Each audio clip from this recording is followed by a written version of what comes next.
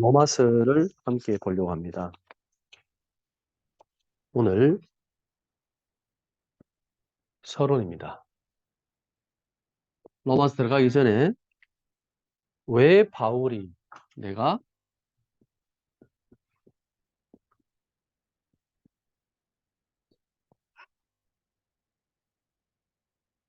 로마도 보아야 하리라라는 이 바울이 간절히 원했던 그 로마에 대한 기도와 소원을 우리가 다시 한번 먼저 살펴보고 로마서를 들어가면 좋겠습니다. 로마서를 접근하는 방법은 여러 가지가 있습니다만은 단순히 로마의 복음을 전하는 것이 아니라 하나님께서 저 로마에 정말 복음을 전하게 하시는 하나님의 계획을 어, 그 이유를 바울이 분명하게 붙잡았단 말이거든요. 왜 바울은 로마를 꼭 가야 했었냐에 대한 부분을 먼저 우리가 좀 살펴보면 좋겠습니다. 오늘 영상을 하나 볼 건데요. 서론에 바울이 전했던 그 로마에 그리고 유럽에 복음이 엄청나게 번성했잖아요. 2000년 동안. 예, 그 기독교 문화라는 그 지금 이 유럽의 교회가 지금 어떻게 됐는지. 유럽 가보셨습니까?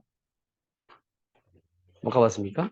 제가 가봤는데 진짜 멋져요, 분위기가. 저게 전부 다 한 번은 그 지나갔는데 스페인인가 어디 지나갔는데 저 성당 저기에 500년 됐다 하더라고. 근데 그거는 아무것도 아니래. 그죠? 그런 건 아무것도 아니래. 이 건물 자체가 전부 다 최소 500년 이상 전부 다. 몇백 년 전에 지은, 200년, 300년 전에 지은 건물이래요. 대단하죠? 지금 봐도 멋진데. 이 당시에 우리나라 봤으면 어땠을까요? 초가집에. 거지죠. 완전 미개인이죠. 자, 이 기독교 문화를 꽃피우는 유럽의 문화를 봅시다. 여기서 말하자면 유럽에서 오래되었다고 치다. 이런 전통 넘치는 교회들이 수십 수백 개씩 들어서 유럽의 도시들을 더욱 고풍스럽게 만들죠. 하지만 오늘날의 유럽의 이 교회들은 점차 해결하기 어려운 무거운 짐이 되어가고 있습니다. 유지하자니 보수비가 너무 많이 들고 방치하자니 도심의 미관과 안전을 해치는 식물이니 말입니다. 유럽에 이런 문제가 생긴 건 신자가 대폭 줄었기 때문입니다. 그래서 이는 단순한 교회의 존폐 문제가 아닙니다. 이를 분석한 미국의 대표적인 건국지인 USA, 유럽에서 교회가 죽어가고 있다며 더 이상 유럽을 기독교 국가라고 말하기 어려운 것을 진단하고 있습니다. 오랜 세월 기독교의 중심지였던 유럽에 무슨 일이 일어나고 있는 걸까요? 유럽에선 워낙 오래된 교회가 많다 보니 웬만해 성공에 유독지로 지정돼 있고 못합니다. 많은 교회는 전적으로 교인들의 겁니다.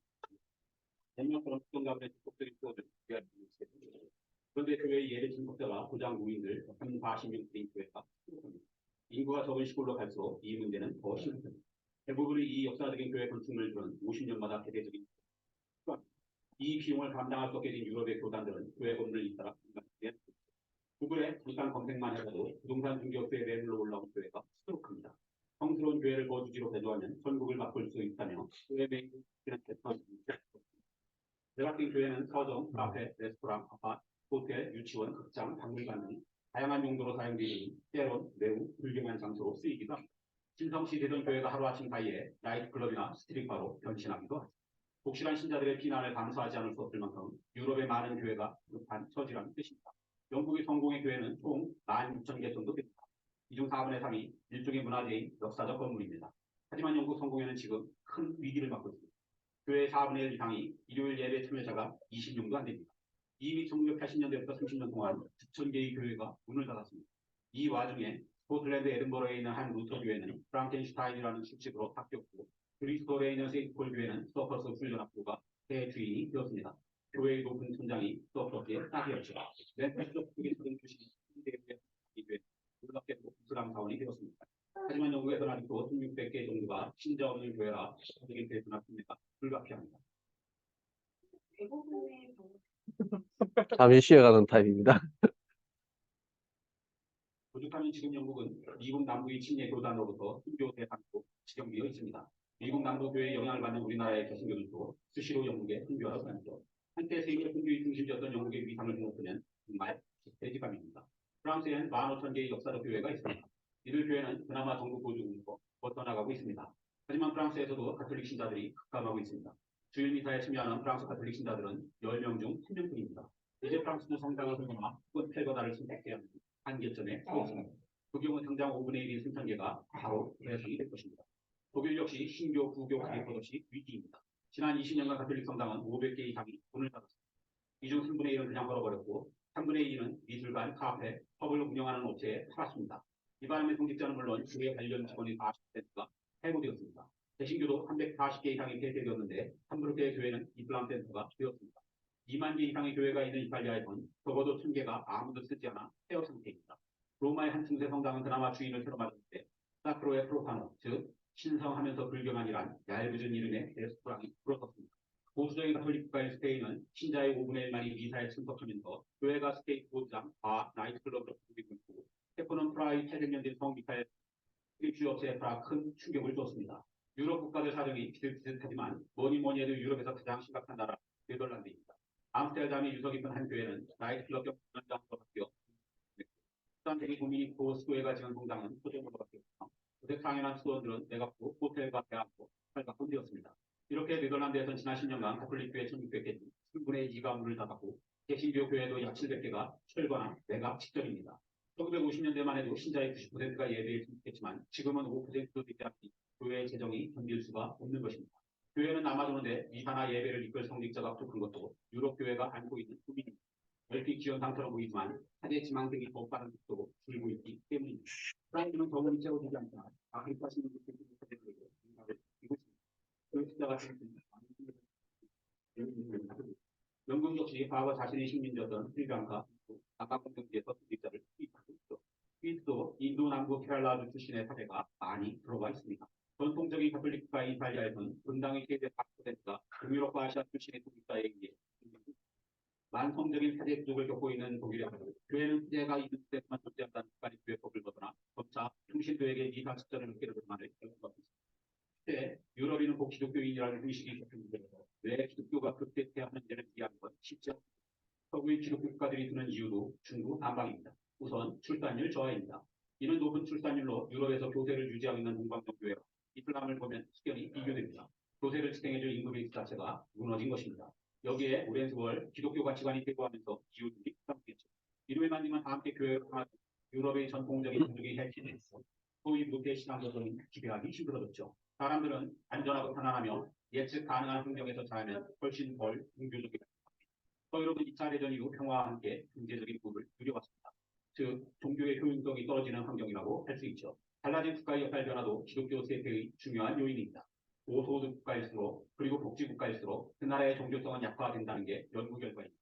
교회가 일정 부분 담당했던 국민의 복지를 국가가 통합하면서 교회로 사람이 물리는 기가 줄어든다는 것입니다. 진리로서의 성경의 의문을 제기하게 만드는 과학의 발달과 일반인들이 높아진 교육 시스템, 종교에 대한 신뢰의 도를 떨어뜨리는 잇따른 성수는 스텝, 교회 대신 자꾸만 야외로 파괴한 주 5일제 정착도 한 이유로 꼽힙니다.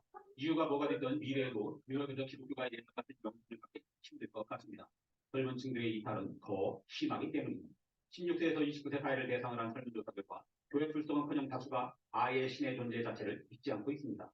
1991%를 비롯 대부분의 유럽 국가에서 젊은 층은 60% 이상의 무교라고 답했고 이 추세는 점점 더 종교가 자신들의 생활에 중요한가를 묻는 또 다른 조사에서 유럽의 젊은 층들은 21%만이 그렇다고 답하고 있습니다. 그래서 영국의 종교 사회학 교수인 스테판 블리버드가 유럽에서 기독교는 될 것이라고 말합니다. 그 중반이더라도 이제 유럽에서 기독교가 삶과 문화의 중심에 서던 시절은 끝나가는 것 같습니다. 유럽에서 100년 뒤에 기독교가 사라질 것이다. 라고 대답을 했습니다. 그럴까요? 그 유럽 교회가 무너지는 이유에 대해서 아까 몇 가지 설명했잖아. 그렇죠? 가정에 대한 해체. 그 다음에 그 뭡니까? 저출산. 기본 저출산. 그 다음에 가정 해체. 그 다음에는 복지시설. 그 다음에 부유할수록 기독교가, 교회가 줄어든다 그랬죠. 예. 경제적으로 부유할수록, 선진국이 될수록. 여러 가지로 상당히 많습니다. 아주 사회적으로 잘 이유를 찾았습니다. 그러면 우리가 성경적으로 본다면, 어, 왜 정말 어마어마했던 교회와 또 이 기독교가 무너질 수밖에 없는가? 이 땅에 왜 보이지 않는 재앙과 고통이 계속 들어오는가? 우리는 근본적으로 돌아가야 됩니다. 인간이란, 인간이 뭡니까? 인간에 대해서 미안하지만 정확하게 이해를 못했기 때문입니다. 인간은 창세기 1장 27절에서 28절로 이해를 해야지만 정확하게 인간을 본 것입니다. 요 말의 의미가 뭡니까? 인간은 어떤 존재라고요? 하나님의 형상대로 만들어진 영적 존재라는 사실. 요즘 인공지능이 하도 발달해가지고 조금 있으면 인공지능을 하나님으로 믿을 종교가 분명히 나올 거예요. 분명히 나옵니다. 외계인도 지금 섬기는 교회가 있습니다. 외계인을 하나님으로 섬기는. 우리 인간 어디에서 왔다? 외계에서 왔다. 그 외계인이 우리의 조상이고 신이다. 이렇게 믿는 종교 비슷한 게 있어요. 정말 별의별 게 다 있습니다. 좀 있으면 인공지능을 섬길 겁니다. 하나님은. 원래 하나님은 신이었다면서. 여러분, 그 옵티머스 프라임 안 봤습니까? 멋있지 않아요? 와, 진짜 뿅 가게 만들어 놨어. 어른들이 봐도 정말 멋있게 변신하면서. 그러면 그 무한한 에너지와 능력, 멋있지 않아요? 정말 잘 만들었죠. 인간은 거기에서 온 거 아니야? 그 신들이 그 기계가, 엄청나게 발전된 기계들이 그 존재가 우리 인간을 만든 거 아니야? 이 지구를 만든 거 아니야? 이런 식으로 나온 거죠. 미안하지만 그렇게 인간을 이해해서는 이 땅의 문제가 절대 해결이 안 돼요. 인간은 영적 존재라는 사실. 인간은 반드시 하나님과 함께할 때 행복할 수 있는 존재라는 사실. 근데 왜 교회가 무너질까요? 예. 이 사실을 놓쳤기 때문입니다. 두 번째는요, 이 인간의 고통은 어디에서 오는가? 인간의 고통이란 뭔가? 창세기 3장 1절에서 6절. 결국 인간이 하나님을 떠난 거죠. 인간이 하나님을 떠났다는 여기에 키가 뭔지 아십니까? 이 키워드가 뭔지 아십니까? 사단은 유혹했을 뿐이에요. 선악과를 따먹었고 하나님을 떠난 것은 누구의 결정입니까? 인간의 결정이죠. 그렇게 결정한 결정적인 이유가 뭡니까?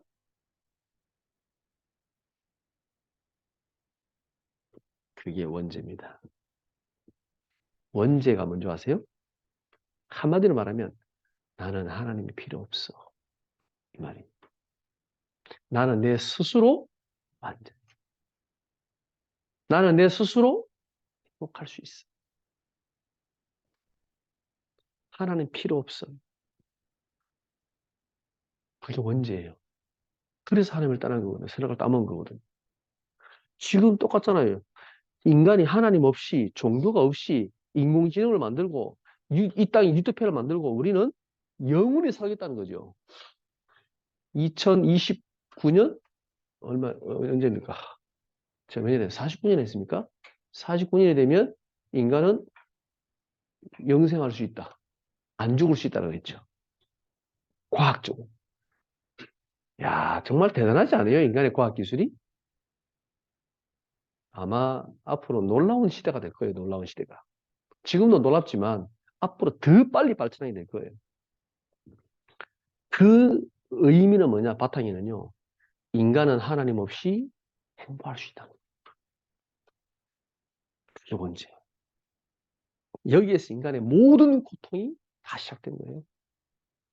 이게 어디에서 왔는지 모르면 절대 답을 찾을 수가 없죠. 그러면 회복할 수 있는 길은 뭐냐? 회복할 수 있는 길.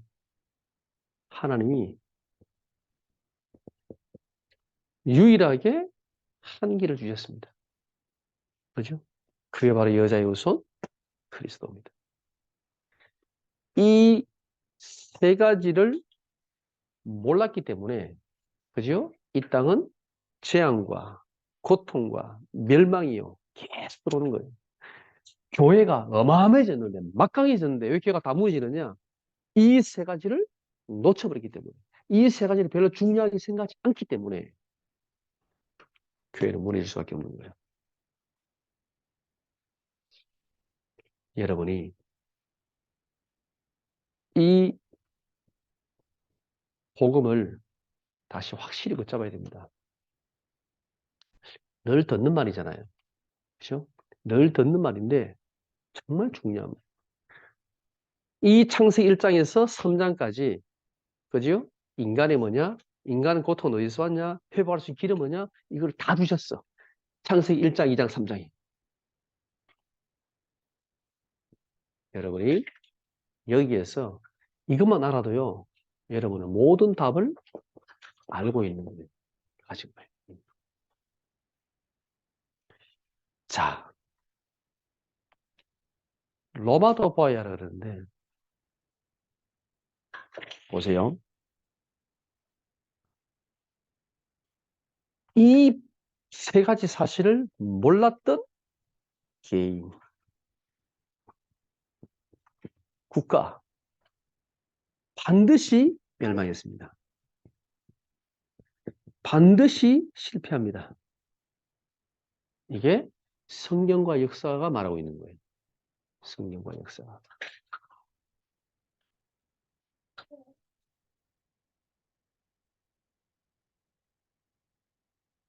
여러분이 너무나 이 단순한 복음의 진리를 우리는 너무 쉽게 알고 있잖아요. 근데 여러분 나중에 한번 성경과 교회의 세계 역사를 한번 자세히 한번 보면 좋겠습니다. 나중에 시간 되면 여러분하고 한번 그런 나누는 시간을 갖게 되면 좋을 것 같습니다. 자, 여기에서 가장 지금 중요한 강대국. 바울 이 초대교회 시대에 로마라는 엄청난 강대국. 왜 이 강대국을 살려야 되는가? 왜 이 로마의 복음을 전해야 되는가? 예, 이유가 있습니다. 이 바울은 이 강대국, 이 로마를 정말 가서 복음을 전하기를 원했습니다. 바울의 지금 오늘 읽었던 사도행전 19장 21절에 이때가 언제냐면 바울이 3차 전도를 마쳤을 때 에베소에서 하나님의 큰 복음의 역사를 봤습니다. 아시아 전역에 도란노선에서 이전도 말씀도 하는데 아시아 전역에 복음운동 말씀운동 일어나는 걸 봤습니다. 우상이 무너지는 거 봤습니다. 보고 난 다음에 바울이 확신했습니다. 이제 내가 로마에 가서 이 복음을 전해야 되겠다. 라고 확신했습니다. 그랬더니 많은 사람들이 말렸습니다. 안 됩니다. 바울이 만약에 예루살렘 올라가면 이제 3차 전도 여행 마치고 예루살렘 올라가거든요. 예루살렘 가면 반드시 당신을 죽일 거다. 그랬습니다. 근데 바울은 나는 가겠다라고 했습니다. 왜 예루살렘 가는 줄 아세요? 예루살렘을 가는 목적이 뭔지 아세요? 바울이 고향이 예루살렘 아니거든요. 원래 길리기아 다소 출신인데 고향을 가든지 왜 예루살렘 올라갔을까요, 바울이? 쉽게 말하면 로마를 갈 수 있는 가장 빠른 길. 더 정확히 말하면 로마 황제 가이사 앞에 갈 수 있는 가장 빠른 정확한 길. 그 예루살렘이. 치킨 열차 탈 수 있는 곳이 바로 예루살렘이고. 왜요? 이유가 뭘까요? 그걸 로마로 바로 가면 되지. 왜 예루살렘을 가요? 이유가 있습니다. 여기 보면요.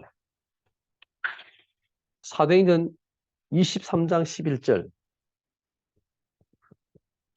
여기 보면 바울이 법정에서, 그죠? 공회에서, 종교법정에서 바울이 계속 변론하거든요. 재판하는 거예요. 지금 종교 재판하는 거예요. 근데 거기에서 바울이 변론할 때 뭐라고 말하냐? 자기가 만난 예수 그리스도를 막 간증합니다. 예. 그래서 예수님께서 자기에게 예루살렘에서 이 일을 증거한 것처럼 네가 로마에서도 이 복음을 증언해야 돼라는 간증을 합니다. 쉽게 말하면 바울이 예루살렘을 가서 복음을 전한 이유가 뭐냐면요. 그걸 통해서 어디 가려고요? 원래 삼심하는 거예요. 로마는 아주 법치 국가거든요. 우리도 지금 많이 억울하잖아요. 법적으로. 그러면 다시 고등법원에 항소할 수 있죠? 그것도 억울하면 어디까지 해요?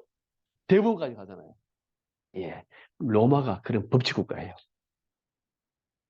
그래서 만약에 재판을 받았는데 나 억울해. 그럼 항소할 수 있어. 항소 어디까지? 가이사 황제까지 고소할 수 있어. 로마인만 그래요. 로마 시민 가진 사람만 그래요. 나머지 사람은 아니고. 로마 시민 사람은 황제에게까지 나는 재판받겠다라고 항소할 수 있는 거예요. 바울이 그걸 알았어요. 사도행전 27장 24절에 보면 풍랑을 만났을 때 이제 지금 배 타고 항소했잖아요. 그죠? 어디 갑니까? 로마를 가야 돼요. 황제 앞에 가야 돼. 재판 받아야 돼. 가는데 풍랑 만났잖아요. 그 풍랑에서 만났는데 풍랑 만났을 때 막 죽는다 그랬을 때 바울에게 예수님께서 나타나셔서 하신 말씀이죠. 바울아 두려워하지 말라. 내가 가이사 앞에 서야 하겠고. 그랬습니다. 가이사 앞에 서야 하겠고. 이 가이사 황제 앞에서 네가 이 그리스도의 복음을 증언해야 돼. 바울이 이것 때문에 예루살렘을 갔던 거예요. 황제에게 발악할 수 있는 길이 뭐라고요? 항소하는 거야. 그냥 안 죽어. 여기서 만약에 제가 확정되면 죽겠죠. 이 죽음을 각오한 거죠. 그죠? 그러면 왜 바울은 이 로마에 그렇게 가고자 했냐? 죄수가 돼가지고 재판을 받는 죄수가 돼가지고 나는 그래도 로마에 가야 돼. 갈 거야. 나는 그 가이사 황제 앞에 가서 이 복음을 말할 거야. 라고 왜 바울이 그렇게 마음에 담았냐? 하나님께 주신 언약이에요. 바울은 이 로마를 가슴에 담았던 거예요.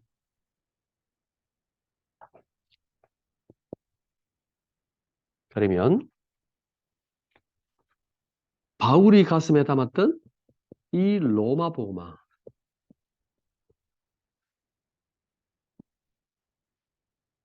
이유가 뭡니까? 왜 바울은 이 로마 복음화를 그렇게 마음에 자기가 죽음을 각오하고도 왜 나는 로마에 가서 복음을 전한다라고 생각했을까요? 이유가 있습니다.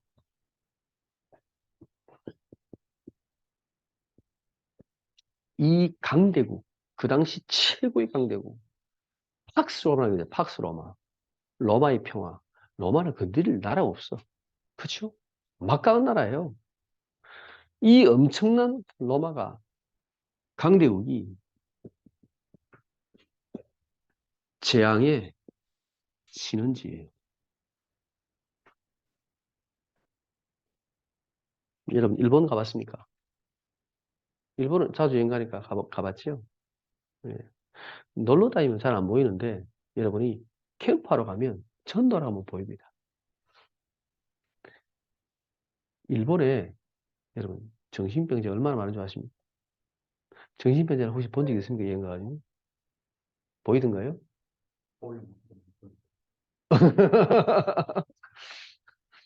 일본 갔을 때 제가 처음에 일본 갔을 때요. 일본 하도 많이 가서 뭐, 옆 동네인데, 우리, 옆 동네인데, 가보면 처음에 갔을 때는, 와, 정말 멋지다. 제가 1999년에 갔으니까, 한 20년 더 전에 갔으니까, 정말 거리 휴지 하나 없어. 너무 깨끗해. 그리고 너무 교통정리 질서. 그럼 지하철에 쭉 떠드는 사람이 말하는 사람 한국 사람밖에 없어. 외국 사람. 일본 사람들 쭉 그렇게 사람 많은데. 야, 봐봐라. 지하철에 말하는 사람 어디냐 봐봐라. 아무도 없잖아. 우리만 얘기하고 있어. 지금 아무도 없어. 야, 시민 의식이요. 정말 높습니다. 대단하다. 너무 진짜 우리나라보다 너무 발전된 나라다라고 느낄 정도로. 지금의 우리나라가 워낙 발전해서 지금 비슷한데 저는 안 그랬거든요. 근데 처음에는 그것만 보였어요. 계속 가다 보니까 와, 일본에 뭐가 보이냐면요. 이렇게 길 지나갈 때 보면요. 이렇게 둘이 이렇게 길이 좀 좁잖아요. 이렇게 인도로 걸어가고 두 사람 이렇게 얘기하면서 걸어가고 그 뒤에 뭔가 사람 따라오는 것 같은 느낌이. 그래서 뒤에 싹 들어보니까 자전거를 타고 뒤에 뭐 사람이 비키라 말도 안 하고 우리 같으면 빵빵 하든지 그저 비키라 하든지 손을 내든지 조용히 따라오고 있는 거예요. 비키라 하지도 않고. 그게 일본 사람이에요. 길 가다가 살짝 부딪히잖아요. 우리는 그냥 지나가잖아요. 그럴 수도 있지. 길이 좁으니까. 스미마셍, 스미마셍 몇 번 하고 지나갑니다. 재밌어요. 내가 부딪히는데 자기가 미안하다고 지나가. 정말 선진국이다, 일본은. 근데 제가 나중에 알았습니다. 일본이라는 나라를 제가 어떻게 알게 됐냐. 거기에 한 10년 선교하신 선교사님이 얘기하더라고요. 일본 사람들은요, 앞에서 저 사람이 철천지 나의 원수야. 우리 가문의 원수야. 저 집이. 근데 그 사람하고 앉아가지고 웃으면서 밥을 먹는다는 거예요. 하면서 웃으면서 밥을 먹는 그리고 결정기의 순간에 뒤에서 칼을 탁 꼽는데요. 조심하래요, 그래. 그 말 들으니까 섬찟하더라고. 절대 속을 안 보인대. 부부 사이인데, 부부인데도 이 남편이 이사하시다고 돌아다니는 말이에요. 이 부인이 절대 말하지 않는데. 참, 참다가 도저히 안 되면 어떻게 하느냐? 이러면 안 돼. 조용히 하면 안 돼. 괜찮지 않아요? 우리 같으면 중리 산이 하고 난리 날 건데 일본 사람 그렇게 하는데 교회도 마찬가지예요. 교회도 나중에 문제가 생겼잖아요. 갈등이 생겼잖아요. 참는데 또 참는데요. 또 참다가 오늘 안 보이잖아요. 그러면 이제 간 거야. 뛰어떠나는 거야. 그 정도로 사람을 배려하는 거죠. 얼마나 훌륭한 나라입니까? 얼마나 훌륭한 시민의식 가진 사람들입니까? 여러분, 왜 일본에서 막 뉴스 보면 막 쓰나미 와가지고 막 지진하고 난리 났는데 구원물 받는다고 줄 쫙 하시는 거 맞죠? 만약에 거기에서 끼어들게 했다? 어떻게 될까요? 맞아요. 예? 끼어줄까요? 끼어들게 한다면 만약에 어떤 사람이 끼어들게 했어. 끼어줄까요? 줄 것 같지요? 예. 그 속으로 뭐라고 생각할 거예요?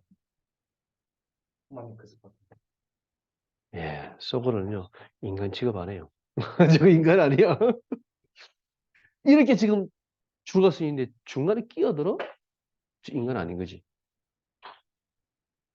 한 번은 지하철에서 막 우리 한국 이제 여행 왔으니까 얘기하고 막 하는데 갑자기 그 앉아있던 일본 그, 그 나이 드신 분이 머리를 딱 쳐다보더니 막 얘기를 뭐라 하는 거예요. 일본어로. 일단 알아듣지는 못하겠지만 분명히 화를 내는 건 확실해. 막 소리를 지르면서 말하니까 조용하라 이거예요. 조용하라. 지하철에서 왜 떠드냐.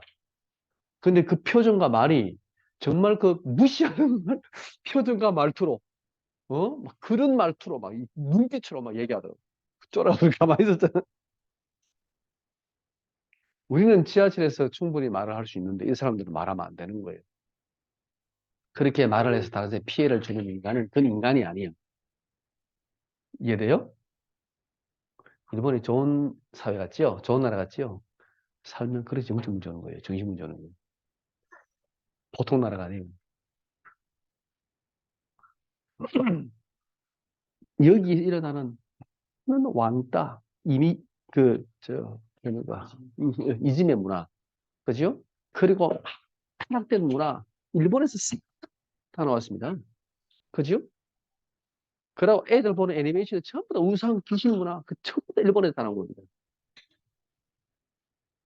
이 강대국이라 하지만요, 이게 사실은 지향의 진원지예요. 제가 어느 날 전도하러 현장을 가는데요. 일본 사람들 쳐다보니까 다 정신병자예요. 눈을 마주치를 못해. 정확히 쳐다보지를 못해. 저번에 밑에 쳐다보는데 사람 안 쳐다보고 일본 사람 특징. 식당 들어가는데 이 식당 이 일하는 사람이요. 일만 열심히 하는데 아니 사람 쳐다보지도 않아. 못 쳐다봐. 보면서 이상하다. 공원에 가서 공원에 옷 다 벗고 누워 있습니다. 옷 다 벗고 공원에 막 누워 있어요. 강대국이요. 재앙의 신원지. 이 강대국이 왜 우리가 강대국에 복음을 전해야 되는가? 이 강대국에 복음을 안 전하면 이 재앙이 전 세계에 영향을 주기 때문에. 더 중요한 것은 가장 빨리 죽는 건 후대예요. 이 재앙을 직접적으로 폭격을 막는 건요. 후대들이에요. 이 문화에 엄청 빠르거든요. 지금은 더 빠르잖아요. 그죠? SNS로 얼마나 빨리 들어옵니까? 이 타락된 문화가요. 후대를 죽이는 것은 수십 사람 시대 밀려옵니다. 강대국을 우리하고 상관없어? 그런 게 절대 아니에요. 강대국으로 살리는 것은요. 결국 이게 바로 세계복음화입니다. 로마를 살리면 로마를 통해서 뭐가 흘러들어가요? 복음이. 복음을 안 전하면 로마의 재앙과 우상과 흑암과 저주가 뭐냐면 전 세계로 쫙 번지잖아요. 그러다 복음이 들어가면 이 복음이 로마에서 전 세계로 쫙 들어가는 거예요. 바울이 그것을 봤거든.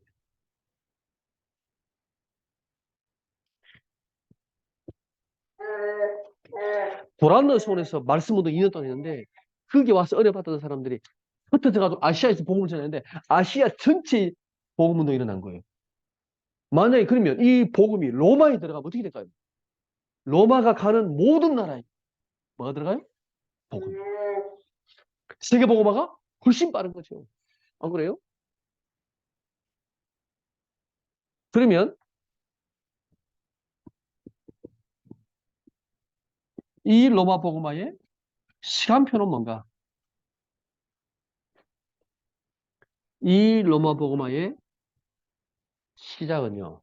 예, 갈릴리입니다. 하나님께서 갈릴리 초대교회 12제자와 120명의 마가다락방의 성도를 통해서 이 갈릴리에서부터 시작하셨습니다. 시작은 아주 미약하죠. 이 로마 복음화의 바탕이 어디냐? 바탕은 예루살렘입니다. 여기에 예수님께서 부활하시면서 그 내가 십자가 지기 전에 내가 부활할 거니까 예루살렘을 떠나지 마라 그랬죠. 그죠? 여기에서 시작된 마가다락방 교회. 이게 로마 복음화의 바탕이 됐습니다. 그리고 로마 복음화, 세계 복음화의 문이 된 것은 안디옥이죠. 스데반의 환란이 나에 흩어진 자들, 그들을 통해서 안디옥에서 하나님이 이방 선교의 본격적인 문을 열었습니다. 사도행전 11장, 13장부터.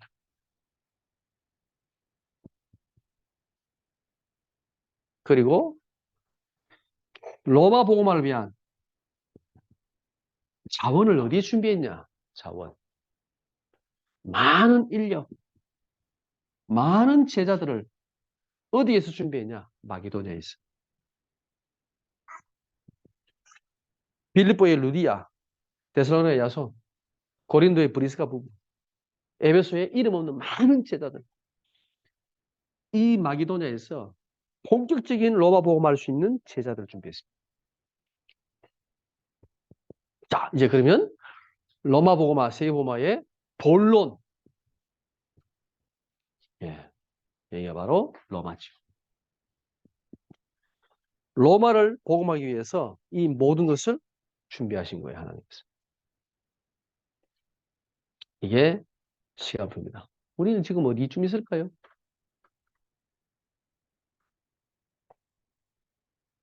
한 30년 전에 저 동삼동 바닷가에 있어. 전도들이 시작됐습니다. 그리고 바탕을 깔았습니다. 어디에서요?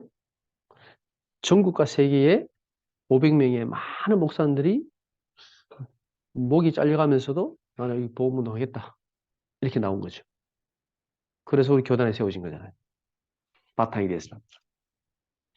본격적인 문이 어디서 열렸냐? 렘넌트를 통하여. 전 세계 지금 문들이 열리고 있잖아요. 문이 열리잖아요. 예. 하나님이 지금 많은 렘넌트 제자들을 준비하고 계십니다.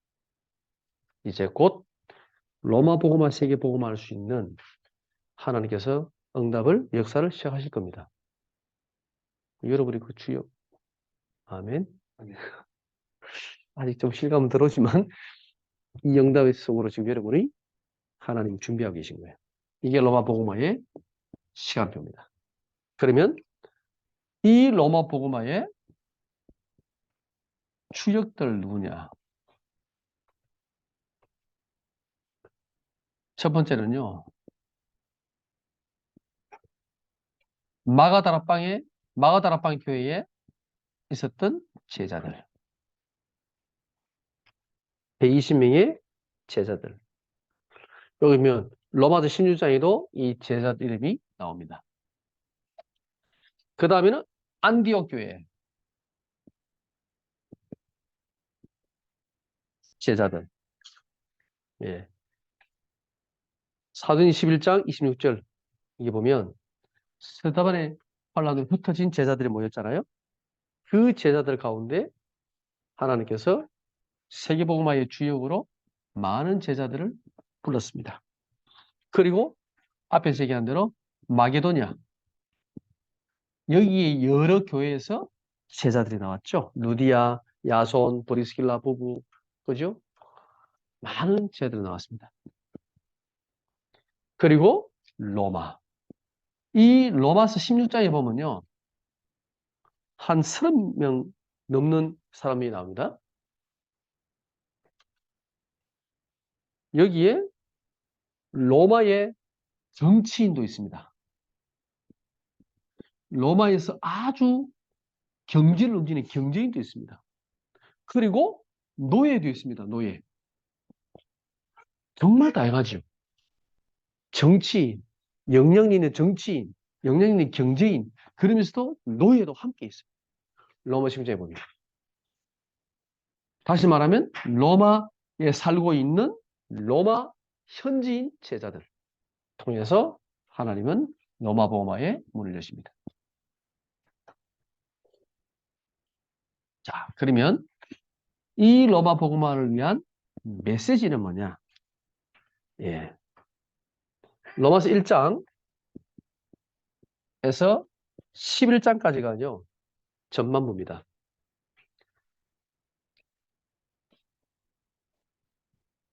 바울이 여기서 믿음을 얘기합니다. 어떤 믿음요? 오직 예수 그리스도를 믿는 믿음을 말하는데, 이 로마를 살리기 위해서 가장 필요한 게 뭐냐? 이 예수가 그리스도라는 믿음입니다.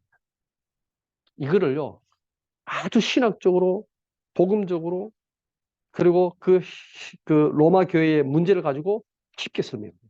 그래서 로마서가 아주 복음의 정수를 잘 말하고 있어요. 로마에 진짜 필요한 게 뭐다? 믿음이다. 그래서 오직 의인은 믿음으로 말미암아 살리라 그랬죠. 로마를 살릴 수 있는 비밀이 뭐냐? 예수가 그리스도라는 것을 믿는 믿음.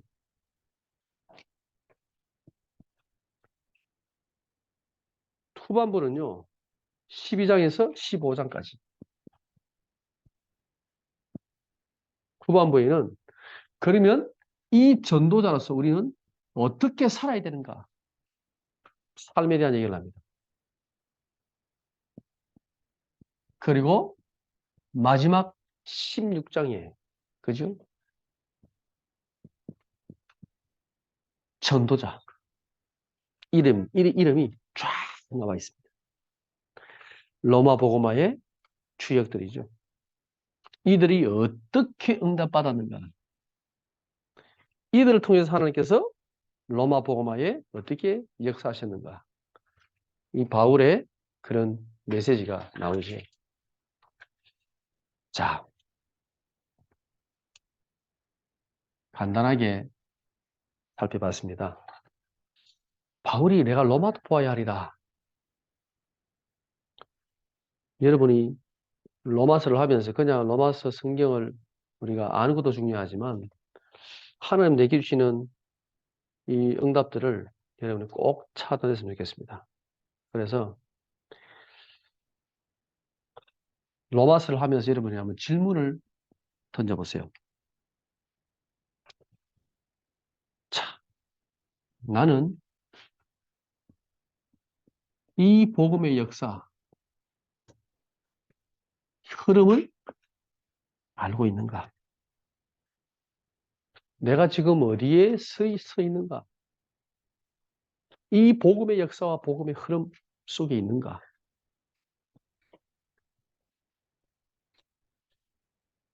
어, 여러분 이 복음이 어떻게 지금 흘러가고 있는지 아십니까?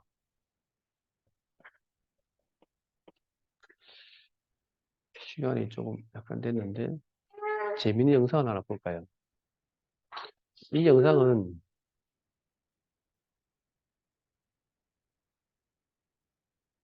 그 영상 제목이에요. 세계 복음의 확산지도라고 적었어요.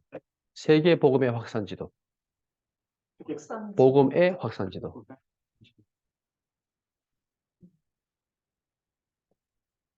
한글판이 있습니다. 한글판. 잠깐만요. 봅시다.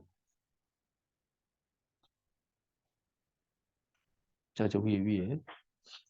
제일 위에 떼어보세요. 이거 밑에. 한글판 요거 적으세요. 네.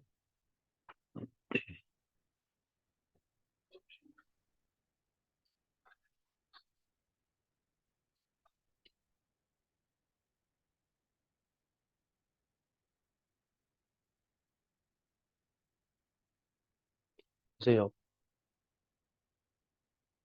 여기 연도가 나오죠? AD부터 쭉 올라가죠? 200년.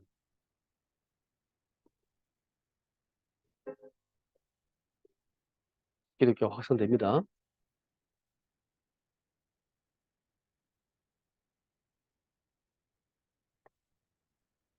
서로 무너졌죠? 동로만 안 무너졌습니다.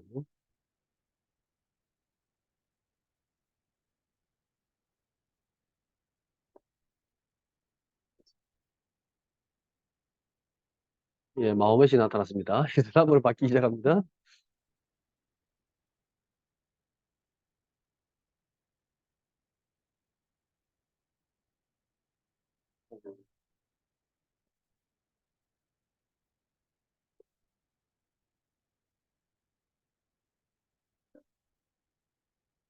이거는 가톨릭, 우리 개신교 다 포함해서 하는 거예요, 지금.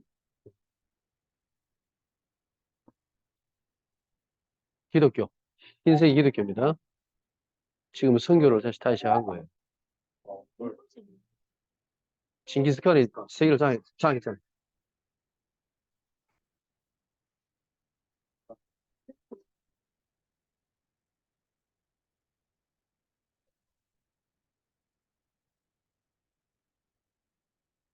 자, 1500년 이제 종교기 나왔으면 종교예요. 청실 진행합니다. 다시 이제 개신교가 일어납니다. 이게 가톨릭, 개신교 다 포함해서 기독교가죠. 빠르게 확산되죠. 우리나라 아직 보면 안 들어왔어요. 우리나라. 이제 들어왔어 이제. 이제 들어왔어. 우리나라에 저기가 중국 들어가죠. 중국 들어가죠. 자, 갑자기 공산주의가 나타났습니다. 한국만 살아남았어요.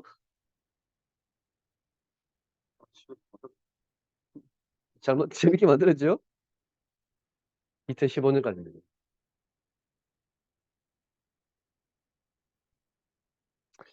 물론 이게 저는 조금 약간, 물론 이제 가톨릭을 이게 같이 기독교 넣어서 하다 보니까 그렇긴 한데, 딱 복음만 가지고 하기는 어려워요, 사실. 이게 유럽은 가톨릭건, 이게 기독교, 개신교, 이게 구분하기가 참 어려워요, 사실. 어쨌든, 뭐 재밌게 잘 만들었습니다. 한번 볼만하죠. 근데 지금 이 복음이 유럽에서부터 바울이 복음을 전한 초대교회에서 보면요. 바울이 마게도냐로 가서 복음을 전했잖아요. 원래 아시아로 가다가, 아시아면 이쪽 이슬람 쪽이죠. 이쪽으로, 중아시아 쪽이죠. 이쪽으로 가다가 하나님이 마게도를 틀었잖아요. 유럽에 들어가가지고 유럽이 복음화 됐어요. 유럽에서 뭐냐면 다시 이 복음이 어디로 들어갑니까? 영국을 통해서 미국으로 들어갑니다. 미국으로. 아메리카 들어갑니다. 그렇죠? 그래서 세우신 나라가 미국이잖아요. 미국에서, 왜냐하면 영국의 성공회 자체가, 성공회가 원래, 야, 우리 저 천주교 하지 말고 개신교 하자. 찰스 황제가 뭐냐면 우리는 자기의 이권을 위해서, 다시 뭐냐면 재혼하기 위해서 막 왕비 버리고 새로 이제 결혼하려고 천주교 버리고 만든 게 성공이에요. 그러다 보니까 색깔이, 껍데기는 가톨릭, 안에는 내용은 개신교, 이렇게 가져왔어요. 개신교는 왔는데 뭔가 좀 아직 그 가톨릭적인 색깔이 많이 남아있어. 그래서 개신교들이 뭐냐면, 아니다, 우리는 진짜 복음으로 돌아가자. 칼빈처럼 그렇게 완전 종교개혁 하자라고 했더니 도저히 안 돼. 성공회가 너무 막강한 권력을 쥐고 있으니까. 그 사람들이 그래가지고 어디로 넘어갔냐니까 미국으로 넘어간 거예요. 그래서 미국에서 종교의 자유를 찾았어요. 거기서 세운 나라가 사실은 미국이죠. 미국이 하나님 축복하셨잖아요. 그래가지고 이 복음이 무디를 통해서 부흥되어 나가지고 아시아로 복음이 들어갔거든요. 그때 우리나라에 복음이 들어온 거예요. 그죠? 아시아에 다 들어왔는데 꽃을 피운 나라가 대한민국이에요. 이 대한민국이 복음의 꽃을 피우고 이제 120년, 130년 됐는데 꽃을 피우고 이 복음이 어디로 들어가요? 아시아로, 중국으로, 아시아로. 그 다음에 어디로? 모슬렘으로. 그리고 어디로? 예루살렘으로. 요렇게 한 바퀴 돌아서 들어가고 있잖아요, 지금. 복음이. 그래서 back to the 예루살렘이라고 얘기합니다. 땅끝이 어디? 예루살렘. 다시 돌아갑니다. 한 바퀴 돌아서. 여기 한국에서부터, 아시아에서부터 예루살렘 가는 길에, 요 골목에 가운데 있는 게 뭡니까? 모슬렘. 그 불교권, 모슬렘권. 가장 강력한. 미전도 종교에 가장 많은 14, 14이 나는 여기가, 여기.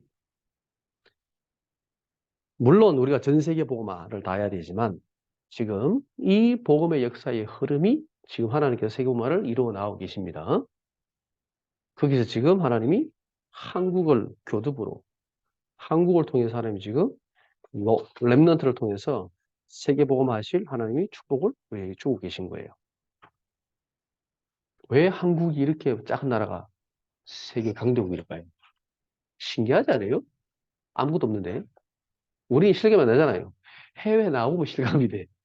한국이 얼마나 진짜 위상이 많이 올라가는지. 그렇죠? 미국 여권 다음으로 파워 있는 게 한국 여권이에요.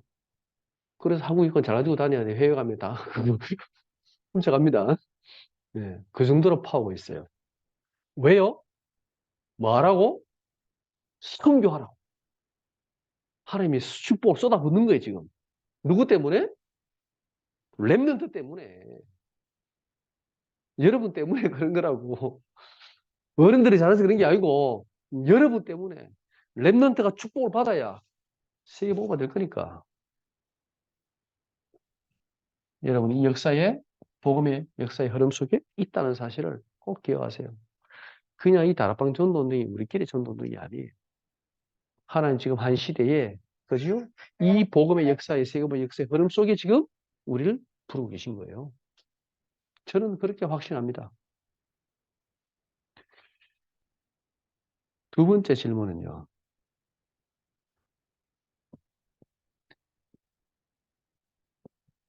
그러면 21세기의 로마는 어딘가? 지금 이 시대의 로마는 어딘가?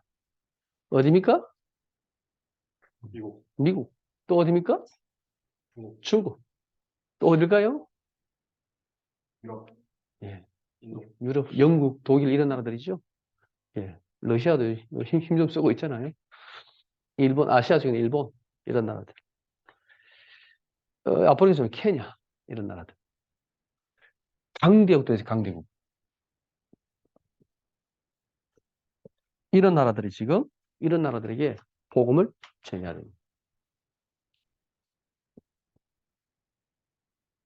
더 중요한 것은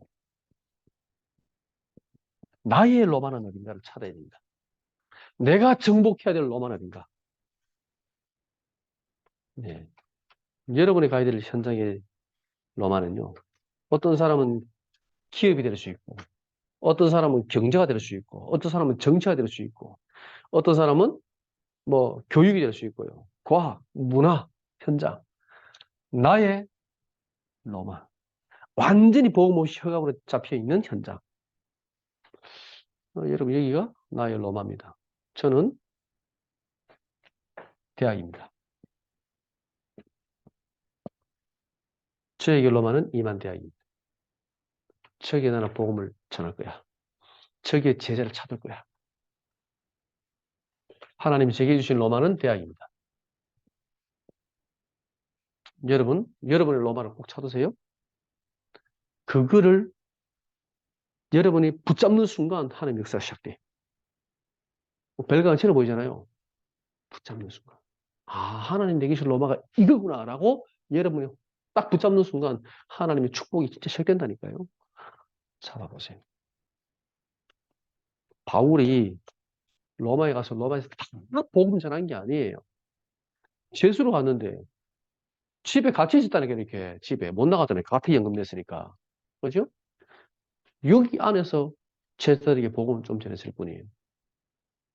그런데 나중에 로마가 250년 뒤에 복음화됩니다. 바뀝니다. 놀랍지 않습니까? 여러분이 여러분 현장에서 조금 복음을 말하기 시작했는데 기도했는데 하나님께서 놀라운 문들을 열어주신다는 거예요. 저는 조금 봤습니다. 대학에서. 하나님께서 얼마나 많은 제자들, 렘넌트를 준비하고 계시는지 봤습니다. 그래서 저는 대학을 통해서 세계복음할 겁니다. 확신합니다. 많은 제자와 인재가 어딨냐? 대학이 있다. 저 대학 제자들이 일어나면 세계복음가 훨씬 빠르다. 바울이 로마를 본 것처럼. 왜 굳이 로마였습니까? 로마가 복음되면 세계복음화가 훨씬 빠르다. 재앙을 가져다 주는 진원지가 아니라 복음의 진원지가 되는 거예요. 뭐 어떻게 되겠습니까? 로마서를 통해서 여러분이 이 축복들을 찾고 발견하는 시간이 됐으면 좋겠습니다. 우리 찬양을 다시 한번 불러볼까요?